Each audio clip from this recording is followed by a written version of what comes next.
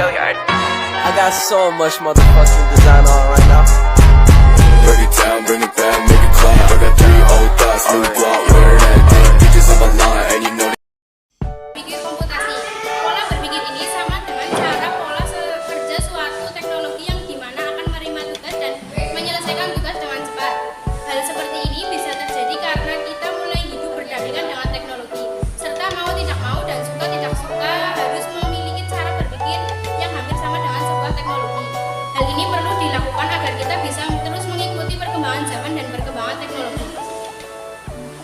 Oleh sebab itu, sudah semestinya kita untuk bisa menerapkan cara berpikir seperti teknik ilmu komputer, yaitu informatika. Karakteristik berpikir komputasional ada 8, yaitu 1. Mendasar bukan menghafal. Karakteristik pertama dari berpikir komputasional adalah mendasar bukan menghafal. 2. Sesuai dengan konsep bukan pemrograman. Karakteristik kedua dari berpikir komputasional adalah sesuai dengan konsep bukan pemrograman.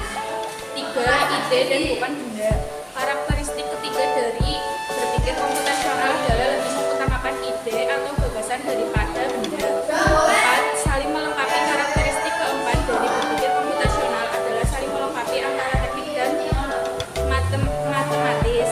5. Harus mampu mengoperasikan komputer. Karakteristik kelima dari berpikir komputasional adalah harus mampu mengoperasikan komputer. 6. Bisa digunakan siapa saja dan di mana saja. Karakteristik ke-6 dari berpikir komputasional adalah bisa digunakan siapa saja dan di mana saja. Yang ke-7, menerapkan cara manusia berpikir bukan cara komputer berpikir.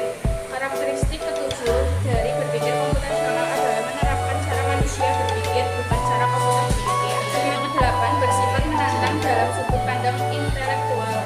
Karakteristik ke-8 dari berpikir komputasional adalah bersifat menantang dalam sudut pandangan intelektual. Manfaat berpikir komputasional. Berpikir komputasional memiliki beberapa manfaat, diantaranya 1. Memudahkan kita untuk memecahkan masalah yang besar dan kompleks dengan cara yang efektif dan efisien. Selain itu, masalah yang kompleks bisa diselesaikan dengan baik sehingga menjadi masalah sederhana. 2. Melatih otak agar terbiasa untuk mulai berpikir secara matematis, kreatif, terstruktur, dan logis. Yang ketiga, memudahkan seseorang mengamati masalah dan menemukan solusi dari permasalahan tersebut. Semakin banyak solusi yang dimiliki, maka suatu masalah dapat diselesaikan dengan efektif dan efisien. Cara berpikir komputasional yang pertama yaitu demoposisi.